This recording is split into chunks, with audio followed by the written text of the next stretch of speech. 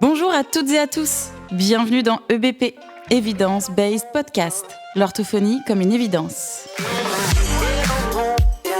Derrière les étagères de jeux présents dans chaque cabinet d'orthophonie se cache un savoir-faire bien plus étoffé.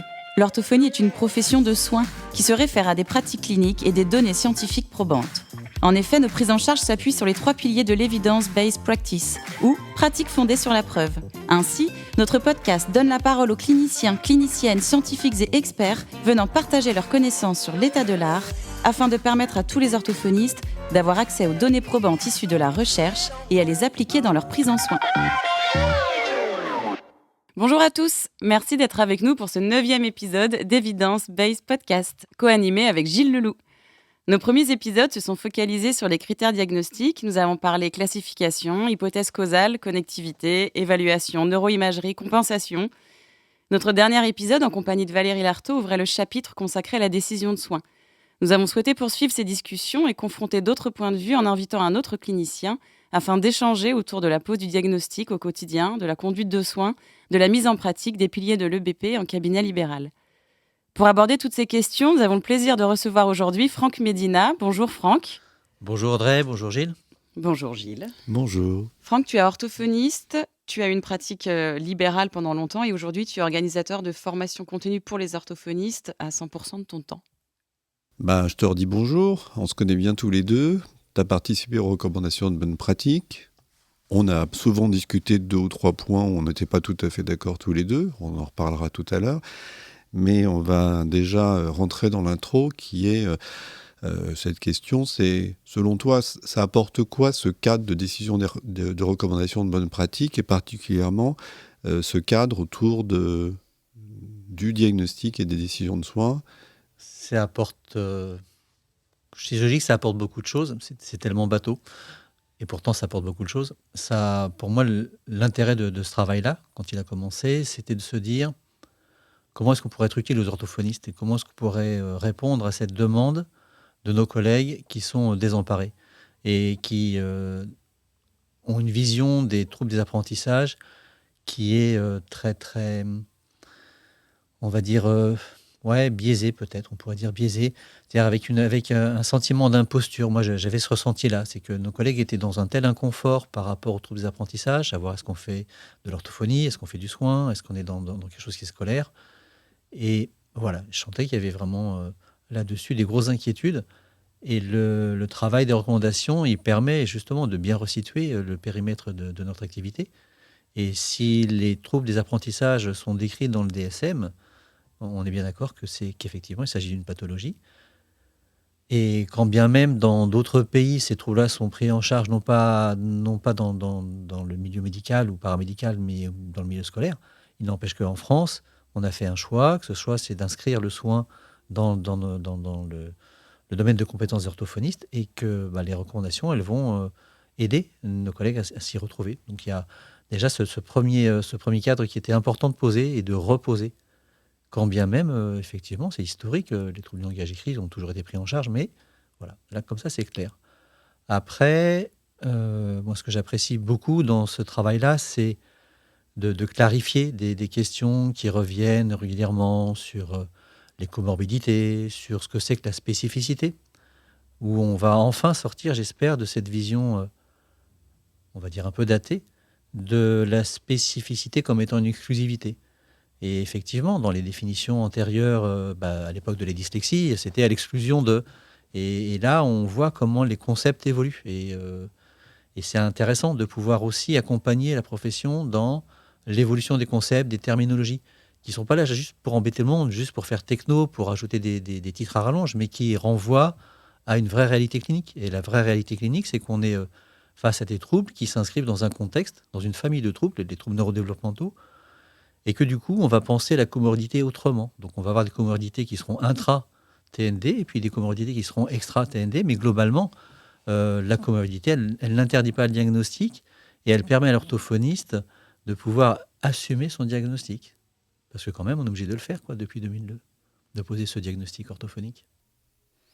Tu as l'impression que ça a beaucoup changé, la pratique de diagnostic, et puisque là on est sur le diagnostic, depuis 10 ans, 15 ans?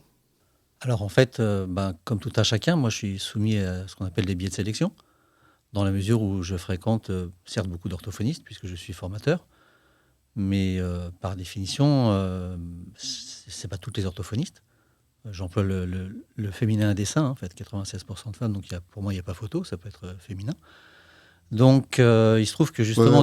On est surreprésenté, là, ça va pas du tout. Oui. Je pense qu'il faut faire quelque chose, oui. Mais je pense qu'il... Peut-être que j'arrête l'émission tout de suite. Oui, c'est ça. Et donc, par rapport à ce sujet-là, en fait, les orthophonistes que je vois sur cette question-là, c'est des orthophonistes qui viennent à des formations qu'on anime avec Laurent Lesec sur la démarche diagnostique. Donc, nécessairement, par définition, je vois arriver des personnes qui sont plutôt en difficulté par rapport à cette thématique-là. Après, c'est vrai que j'aime bien les réseaux sociaux, et donc je traîne sur Facebook, langageécrit.com, il y a tout un tas de groupes d'orthophonistes tout à fait passionnants. Langage écrit, Valéo, enfin tous ces groupes-là autour du langage écrit essentiellement, puisque c'est ma passion. Et quand même, ça revient très très souvent. Est-ce que je peux poser le diagnostic alors qu'il n'y a pas de marqueur de déviance ? Oui. Est-ce que je peux poser un diagnostic alors qu'il a un trouble supposé de l'attention ? Oui. Mais en fait, supposé, c'est quoi ? Il a raté l'empant. Non, du coup, il n'a pas de trouble, ton gamin. Enfin bref, il y a toutes ces questions-là qui méritent d'être clarifiées.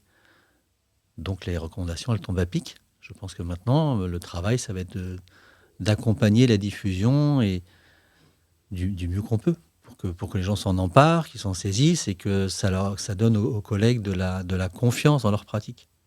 Et au final, pour toi, c'est compliqué de mener une évaluation et de poser un diagnostic ? Est-ce que c'est quelque chose de compliqué ? Non. C'est assez étonnant, parce que c'est le cas aussi pour Monique Touzin, Valérie Lartaud-Pierquin qu'on a invité. En fait, vous n'avez pas de problème pour poser des diagnostics, mais moi j'ai envie de te dire que moi j'ai des problèmes pour poser des diagnostics. Il y a plein de fois où je suis quand même très très ennuyé et où j'ai l'impression de ne pas savoir quelle est la cause primaire, quelle est la cause secondaire. Il y a plein de facteurs qui quand même me posent quelques questions. Ou alors je dois avoir un biais de recrutement dans mes patientèles. Et puis j'ai quand même l'impression sur le terrain qu'il y a quand même beaucoup de gens qui ne sont pas aussi certains que ça de leur diagnostic ou de la façon de poser un diagnostic. En fait, moi je prends la démarche diagnostique comme une démarche à étapes. Et que la première étape, c'est de dire est-ce que oui ou non cet enfant est porteur du trouble. Et dans mon approche, dans ma façon de fonctionner, la question de ce qui est causal, elle vient après. Et pour moi, j'essaie de me cantonner d'abord au cadre réglementaire, au cadre légal. Et donc, si je prends les critères DSM, ils sont relativement, je trouve, limpides. Et plus je passe du temps dessus, et plus je les trouve limpides. Et à partir de là, je peux dire, cet enfant a les troubles ou ne les a pas. Ensuite, dans mon diagnostic, il peut y avoir l'idée que, oui, il y a effectivement quelque chose qui ressemble à un trouble spécifique du langage écrit, ou quelque chose que je peux caractériser comme étant un trouble du langage écrit parce que ça coche les cases, parce qu'on n'a pas de critères d'exclusion, mais avec des interrogations sur des comorbidités qui viendraient effectivement colorer les choses différemment et qui pourraient avoir une influence, enfin qui pourront ou qui auront une influence. Mais pour moi, le diagnostic, il ne va pas jusque-là. Et sur la question des hypothèses causales, en fait, l'idée, c'est est-ce qu'on est bien dans quelque chose, est-ce que j'ai des questionnements sur des hypothèses causales qui seraient développementales, et qu'est-ce que je fais à ce moment-là à partir de ce que je sais déjà. Donc, il y a effectivement des situations dans lesquelles il y a de l'incertitude, un petit peu d'inconfort, quand j'entends ou quand je reçois, enfin quand je recevais, puisque en fait, je ne sais pas si je vous l'avais dit, mais donc je suis en pause de l'activité clinique, puisque je me dédie essentiellement à la formation, à l'organisation de formation. Mais donc dans ma pratique, pour certains enfants, notamment avec des histoires médicales qui vont être l'existence d'une anoxie néonatale ou ce genre de choses, une circulaire du cordon, une anoxie néonatale, pour avoir quelque chose d'assez simple, là forcément il y a une incertitude. Il y a une incertitude parce qu'il n'y a pas de certitude médicale. Et quand on s'intéresse vraiment à ce qui est documenté sur les conséquences possibles de ces anoxies néonatales, on sait qu'il y a une très très grande variabilité.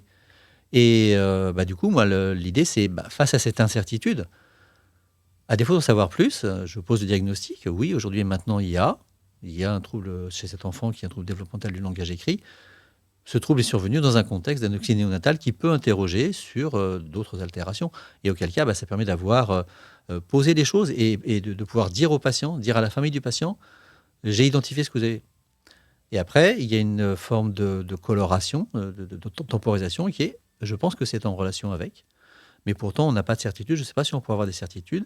Je pense que cela peut avoir effectivement une implication peut-être sur des troubles de l'attention. Bon, il s'avère qu'effectivement, j'ai beaucoup travaillé moi sur les troubles de l'attention, donc je suis, il me semble, en capacité de faire au moins un bon screen et de pouvoir dire, oui, de ce que vous rapportez, de l'histoire médicale, de l'anamnèse, de tout ça, il y a potentiellement associé à ce trouble du langage écrit, des choses à aller explorer sur le plan des fonctions exécutives, sur le plan de l'attention. Et on va garder ce diagnostic, mais on va continuer les investigations. Moi, j'avais résolu les choses comme ça. Et ce qui est... ça ne m'est pas venu tout de suite. Ça m'est pas venu tout de suite. Ça m'est venu notamment du fait de ce travail avec Laurent Lessec. Puisque... Laurent Lessec, je ne vais pas vous raconter notre vie intime à l'un comme à l'autre, mais on s'est rencontrés, on a discuté, on avait des intérêts communs, puisqu'on est tous les deux orthophonistes passionnés. Et lui, il était très, très en question sur ces questions de diagnostic, puis il travaille dans un CRTL. Donc, à sa place où il doit, lui, vraiment assurer les diagnostics, il avait des questions qui n'étaient pas les miennes. Et puis, on avait des désaccords. Et moi, j'aime bien les gens avec qui j'ai des désaccords. Les amis, c'est des gens avec qui on peut ne pas être d'accord sur tout. Et on a commencé à travailler. Et c'est vrai que la vision est limpide. Pour moi, l'angle que j'ai choisi, c'est à partir du moment où je n'ai pas de certitude sur le fait que tel ou tel aspect est exclusif du trouble, il y a une forme de présomption. Et par défaut, je dis, le trouble est là. Tout ce qui doit le caractériser comme étant un TND est présent. Donc, c'est un TND, donc c'est un TSLE. Ce qui n'empêche pas de se dire, on va quand même chercher ailleurs s'il apparaît autre chose. TND, c'est un trouble neurodéveloppemental. Oui, pardon. Poil à gratter, tu n'étais pas chaud sur ces propositions et les recommandations à l'intérieur des troubles spécifiques du langage écrit de créer une nouvelle terminologie qui opposait des enfants avec un trouble spécifique du langage écrit sans trouble de compréhension orale, des enfants avec un trouble spécifique du langage écrit avec trouble de la compréhension orale. Mais tout à fait, cher ami. En fait, pour moi, dans la genèse du projet de recommandation, il y a l'idée d'essayer de faciliter la vie pour les orthophonistes. Et dans mon approche de formateur depuis 17 ans, je crois, j'ai migré d'une position où je me disais, après tout, moi je lis des articles, je m'intéresse à la science et il faut absolument amener les orthophonistes à la science pour qu'elles puissent trouver par elles-mêmes ce que j'ai l'impression d'avoir trouvé par moi-même, ce qui était très très con. Et aujourd'hui, et notamment parce que depuis 2015 environ, je me suis intéressé aux questions de l'EBP, j'ai l'impression qu'il y a un tel gap parfois entre ce que l'on sait, ce que l'on a appris. Ce que l'on sait, c'est ce qu'on a appris en fait. Les orthophonistes ne sont pas responsables de l'enseignement qu'elles ont reçu. Qu'on met les gens en souffrance, qu'on met les collègues en souffrance.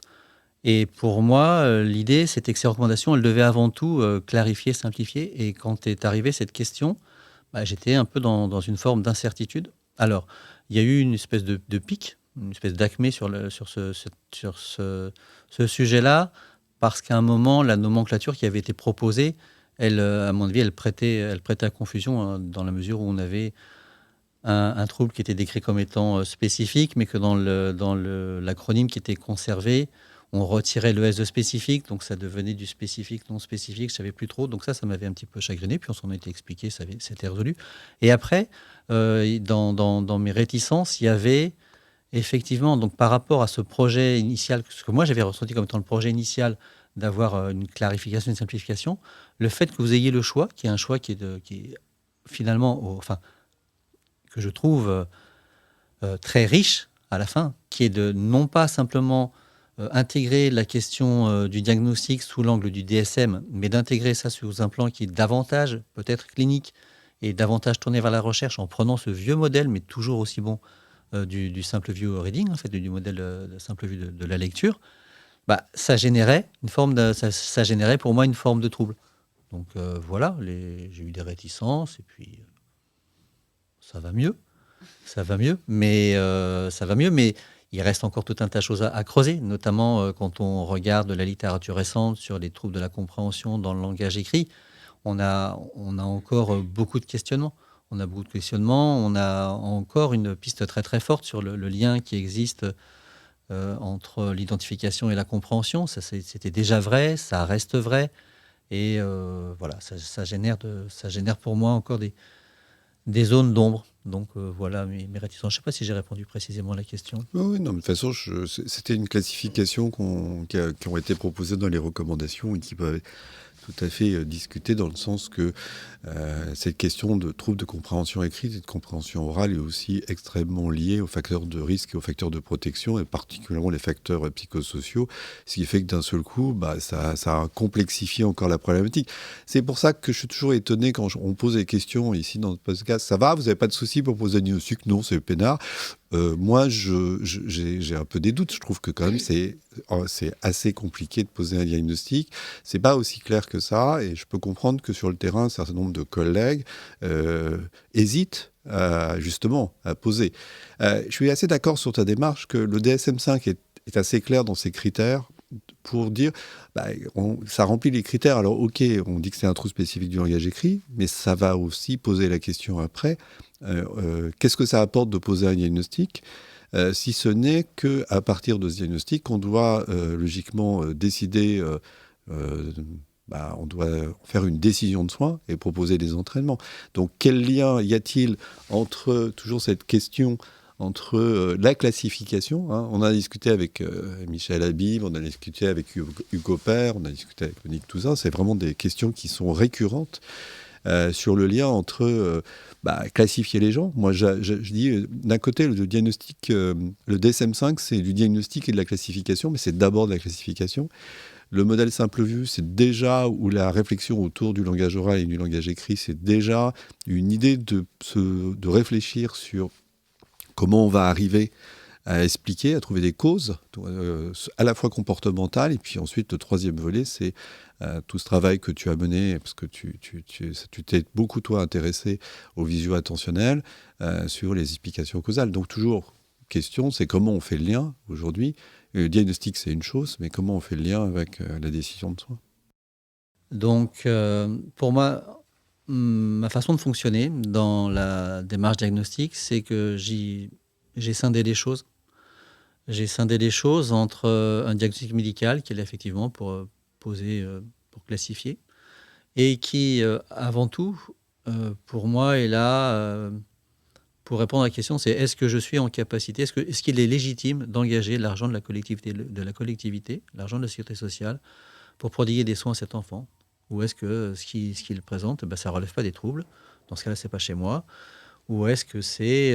ou encore, est-ce que j'ai la suspicion que les troubles que je vois, moi, sur le langage écrit, en l'occurrence, ils ne sont qu'une partie des symptômes que présente cet enfant, et que peut-être qu'il va perdre du temps si moi, je vais tout seul sur ce chemin-là, et qu'il y aura un intérêt à aller le plus vite possible dans une démarche qui va être une démarche d'équipe, et donc d'adresser à qui de droit. Donc pour moi, la question, elle est d'abord là. Et c'est extrêmement, je dirais, terre à terre comme façon de fonctionner. C'est, voilà, je reçois des gens qui ont une plainte, qui ont une demande, et ma place de soignant, c'est de dire est-ce qu'il est légitime de faire ou de ne pas faire. Et une fois que j'ai fait ça, pour moi, j'ai rempli la première partie de mes obligations, et notamment, là, je me réfère à la nomenclature, et ça permet d'avoir finalement un premier temps d'évaluation que j'appelle diagnostic médico-légal, qui est extrêmement succinct. Et ce diagnostic médico-légal, comme il est relativement donc succinct, il va rentrer dans le cadre que nous laisse la nomenclature. Sur le plan économique, il y a quand même une perversion de la médecine libérale depuis 30 ans, où en fait on avait initialement, ou 40 ans, un paiement à l'acte qui était censé couvrir l'ensemble du travail intellectuel du praticien, c'est-à-dire à la fois le temps qu'il passe face à son patient, mais tout ce temps qui est autour et qui n'est pas négligeable, qui va être du temps de documentation, du temps de formation, du temps de rédaction, du temps de communication, et puis du temps de culture et de connaissances scientifiques, de lecture scientifique. Donc on a une espèce de perversion là-dessus, et ce qui fait qu'on a des collègues qui finalement, quand on regarde les statistiques, j'ai l'impression que le nombre d'actes par semaine pour les orthophonistes, il est en croissance. parce qu'on a une dévalorisation des soins, et on a là une injonction d'excellence. Et je trouve ça c'est extrêmement mortifère. On demande à nos collègues beaucoup trop par rapport à ce qui est financé. C'est vraiment peut-être vulgaire, c'est de l'argent, mais je crois que il n'y a pas que l'argent, en fait. Il y a aussi le statut et ce qu'on attend. Et ce qu'on attend comme on doit absolument donner la réponse claire, ferme, définitive, exhaustive. On attend qu'il y ait un temps contraint. Donc, pour résoudre ça, ma position, ça a été, mais depuis fort longtemps, en fait, de dire, il y a le premier temps du bilan, c'est 1h30. 1h30, on a le temps de faire l'anamnèse, de pouvoir avoir déjà des clarifications sur, il y a potentiellement une comorbidité, cette fois-ci une cause médico-légale. On va chercher des traces dans l'anamnèse de ce qui, sur le plan médico-légal, pour exclure le caractère développemental, en fait, de la pathologie. On a le temps de réunir les facteurs de diagnostic objectif qui sont demandés par le DSM. Et ça, c'est la première partie du job. Et à partir de là, on va pouvoir faire un compte-rendu rapidement et dire si oui ou non on ne fait pas. Et commencer, et ma position, c'était dans ma pratique, c'était à l'issue du bilan, j'ai mes notes, mais j'ai déjà une photographie assez large qui me permet de dire si oui ou non on va dans la direction des soins, et avec un premier compte-rendu aux parents, donc sans support d'écrit, en disant voilà votre plainte. Est-ce que j'ai bien entendu votre plainte? Voilà ce que j'ai observé avec les outils que j'utilise, les outils normalisés, standardisés. Et effectivement, a priori, moi je pense, à ma place d'orthophoniste, je pense que là j'ai assez d'arguments pour vous dire on va pouvoir envisager un soin. Simplement, si vous en êtes d'accord, donc on partira sur une prise en charge. Mais aujourd'hui, maintenant, je ne suis pas en mesure de vous dire quelle couleur, quelle forme, quel type de pratique je vais mettre en place avec votre enfant. Et pour cela, je vais consacrer les prochains rendez-vous à conduire des explorations pour pouvoir avoir une représentation des hypothèses causales et ensuite avancer dans les propositions.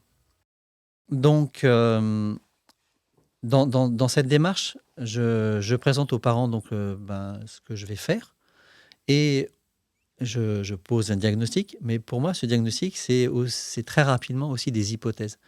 Et en fait, quand je recherche des causalités, j'ai toujours en tête que ce ne sont que des hypothèses et qu'il y a, on est rarement dans des situations où on va avoir la certitude que c'est cette composante sous-jacente et seulement celle-là, et à quel point elle est touchée et comment elle est touchée. Et donc, dans tout ce que j'ai fait jusqu'à présent, donc il y a ce premier temps diagnostic médico-légal, deuxième temps que j'appelle un diagnostic fonctionnel, et dans les formations, c'est ce qu'on essaie de transmettre.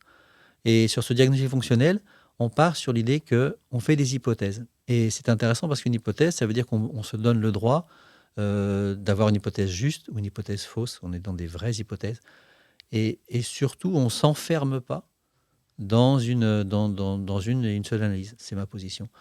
Et ce qui permet, à partir de là, d'être extrêmement cohérent par rapport à un système qui est le système de l'EBP, en fait, où globalement, quand on va déclencher un soin, on a fait une analyse, on a une forme de cartographie du fonctionnement du patient, on peut faire des hypothèses, voilà, telle compétence est plus ou moins abîmée, et peut-être que ça va interagir avec tel facteur de risque et tout ça. Et hop, on pose l'hypothèse, on met des jalons, et après on dit aux gens, voilà, aujourd'hui et maintenant c'est comme ça, mais s'il faut, je réviserai mon diagnostic dans quelques mois. Oui, en fait, toi, ce que tu recommandes, que tu proposes dans ta pratique, c'est de bien dissocier le moment où tu fais un acte que tu appelles médico-légal, c'est-à-dire que tu poses le diagnostic, et un autre temps où les séances qui vont suivre cet acte sont des séances qui continuent à être de l'exploration. Et c'est dans ces temps-là, donc justement, que tu vas organiser tes décisions de soins. Tout à fait. Et avec une façon de fonctionner qui est sur un mode hypothético-déductif. Donc, je n'explore jamais tout. D'emblée, j'ai pris ce biais-là parce qu'en fait, au début de ma pratique, je me retrouvais avec plein de résultats. Et puis, j'étais comme tous les collègues. Donc, il y a plein de résultats, ça tape partout. Et on doit faire un compte-rendu de bilan. Et on doit mettre du lien là où il n'y en avait pas forcément. Et c'est la misère. Donc, pour sortir de cette misère, je me dis, à partir de dorénavant, je vais conduire des explorations que si moi, je sais pourquoi je conduis l'exploration.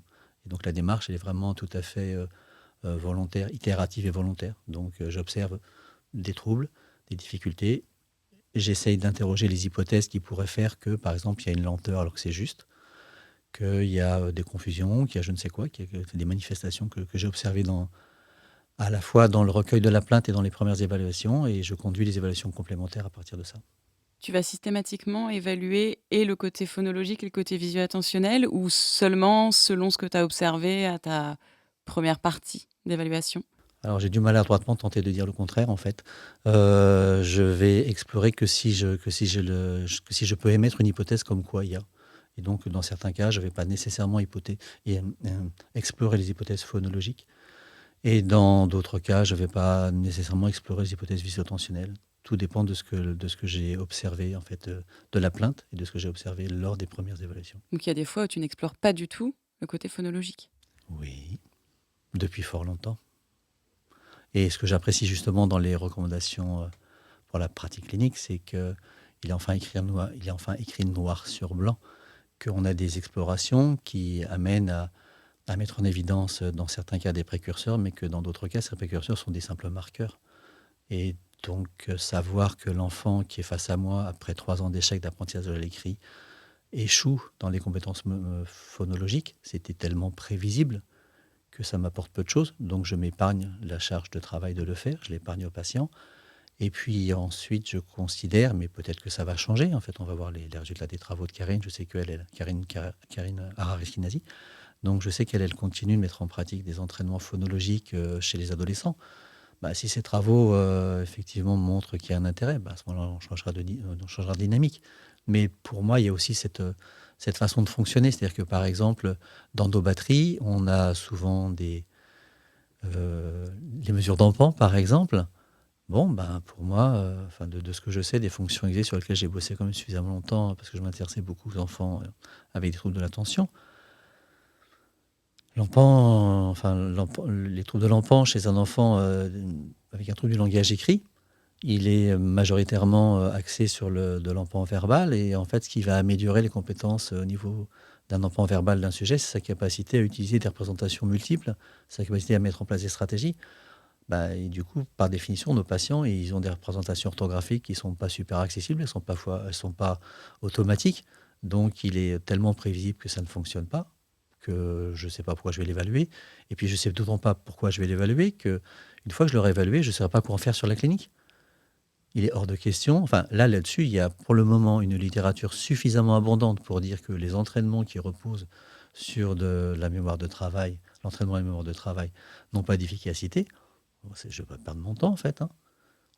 Pour autant, je reste vigilant. Je lisais encore il y a 4 jours un papier d'une doctorante de Steve Majrus qui justement pointait cette dissociation entre le fait qu'il faille être très très précautionneux par rapport à la mesure de l'empan chez les enfants dyslexiques, avec des TSLE, mais qui à côté de ça tease un petit peu sur des possibilités d'avoir une mesure spécifique. Je pense qu'elle pense aux enfants sériels et potentiellement des entraînements qui donneraient de l'effet. Je vais être à l'affût, puis si un jour Steve Majrus et son équipe montrent qu'il y a des entraînements sériels qui sont intéressants, why not? Tu mentionnais là le fait que tu avais lu un article il n'y a pas longtemps encore. C'est ce qui est souvent. C'est vrai? Ouais, en fait, c'était un poster. C'est un poster qui est passé à Angers. Ah ouais. Mm-hmm. C'est souvent ce qui est compliqué pour les orthos, cet accès à la littérature, à la compréhension de la littérature par son côté chronophage. Comment toi, tu arrives à faire assurer cette veille scientifique? Comment tu t'organises? Quel temps tu y dédies? Comment ça se passe pour toi? Alors, c'est pas programmé. En fait, dans ma vie, il n'y a rien qui est vraiment ni programmé ni organisé. Ça dépend vraiment de l'intérêt. Et il se trouve que là, j'étais en train de préparer une formation que j'ai enregistrée hier. Donc, quand je prépare une formation, forcément, je réactualise. Donc, je fais un tour d'horizon de la littérature et je relis. Après, dans mon histoire professionnelle, j'ai eu beaucoup de chance. De toute façon, je suis un mec très chanceux. Déjà, je suis là avec vous aujourd'hui, mais sinon, j'ai plutôt de la chance. Et donc, en 2000, on m'a proposé de prendre la rédac chef de Glossa. Et donc, j'ai pris la rédac chef de Glossa, un petit peu à mon corps défendant. J'ai dit, écoutez, les gars, je suis quand même pas scientifique, quoi. Puis on m'a dit, mais on te fait confiance. Et du coup, j'étais encore plus stressé. Et j'étais là avec mon diplôme d'orthophoniste à relire des articles alors heureusement en français, à relire des articles en français pour certains d'universitaires. Et je me disais, mais j'ai pas le niveau, qu'est-ce que je peux faire? Et puis je me suis intéressé à la méthodologie. Et du coup, voilà, ça donne des éléments de réflexion.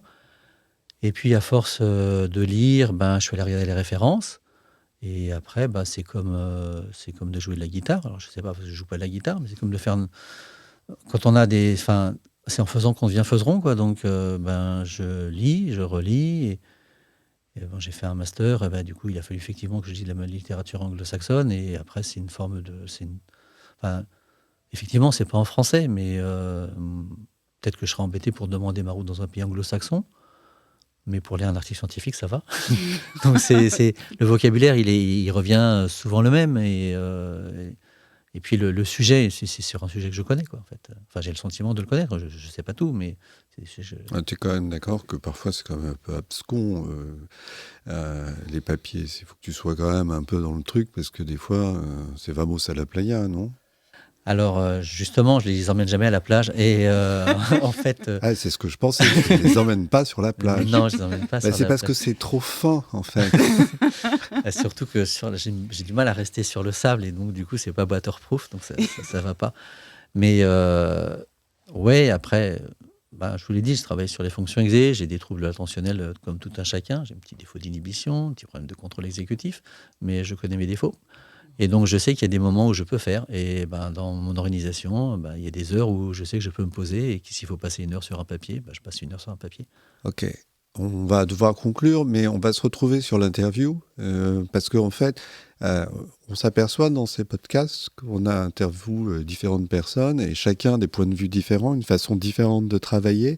Et je crois qu'il faut peut-être qu'on rappelle en conclusion qu'il n'y a pas de vérité, que même si des choses sont écrites dans les recommandations de bonne pratique, même si des choses sont écrites dans des papiers scientifiques, et que, comme tu le sais, j'ai tendance à avoir une activité, par contre, moi, très monomaniaque sur cet aspect-là, j'ai envie de rappeler quand même que ceci n'est, même s'il y a des choses très intéressantes, ce n'est pas une vérité absolue, il y a encore beaucoup de choses à vérifier.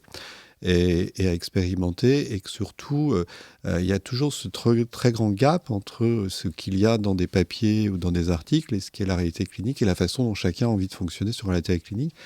Et donc, tu es d'accord avec ça? Chacun doit s'autoriser à faire comme il a envie de faire?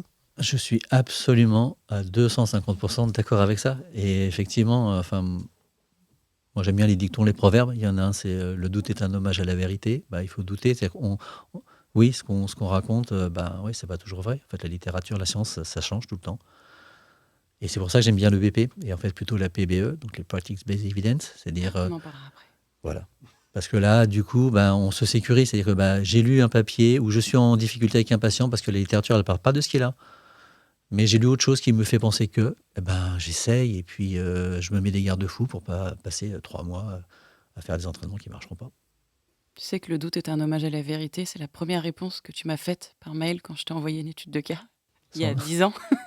Voilà. C'est Ernest Renan. T'as qu'un seul dicton, en fait. Non, j'en ai plein. Bon, merci Franck. Merci.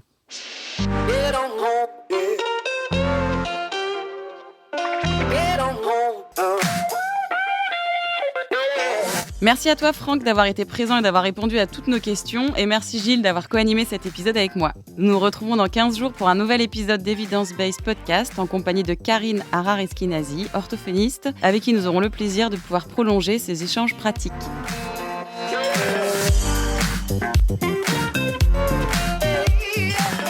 Get on home.